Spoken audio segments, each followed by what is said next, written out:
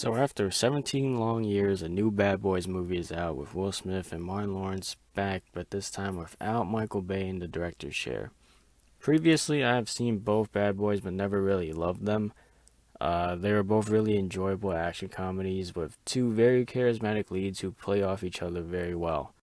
And that's really the same with Bad Boys for Life. Like the previous two, this one's really funny, and Will Smith and Martin Lawrence are still great together after all these years. However, this movie does improve upon the first two by having a better villain, intriguing side characters, and more intense action. The villain this time around feels more like a threat and has a more personal connection to our heroes, which makes us care more. The side characters aren't the greatest, but definitely have more characterization than some of the minor characters in the past, even if these new characters are really just stereotypes. The action again is better this time around as it's filmed with wides and has less shaky cam that's mostly associated with Michael Bay.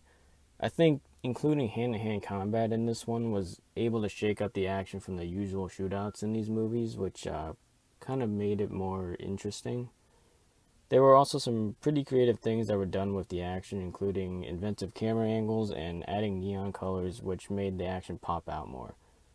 But like I said, Bad Boys for Life is pretty much like the first two. These movies aren't the best movies ever. They have flaws, but they're just really enjoyable buddy cop movies. So, like, I don't really have too much to say about Bad Boys for Life except that it's really enjoyable. And I'm gonna give it a 7.5 out of 10. And I think this is definitely the best out of the three, with the first one being my second, and then Bad Boys 2 being my least favorite out of the bunch. And I know this one's kind of shorter than my usual reviews because this is the kind of movie that you know what you're going to get when you're watching it. You're not looking for a perfect movie, you're just looking for a really enjoyable movie that you can have a ton of fun with, and this definitely delivers.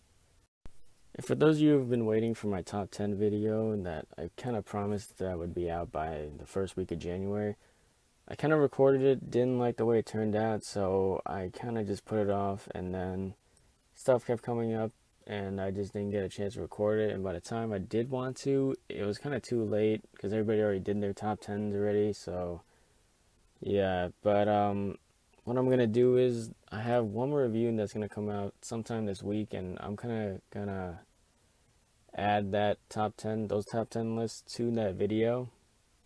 But it's not gonna turn out like I planned, where I kind of go more in depth. This one, I'm kind of just gonna kind of list them off, say a few things about it, and then move on. It's gonna be pretty short because I'm just gonna like run through them because there's just a lot of stuff that I just couldn't get done this time around. So I'm gonna hope to do something similar in 2020, but the way I wanted it to do originally. But for now, this is what's gonna happen. I'm just gonna add it to a review that's gonna be coming out this week. But back to Bad Boys for Life. If you guys have seen it, let me know in the comments below and tell me if you liked it, hated it, and don't forget to like, comment, and subscribe, and I'll see you guys in the next one.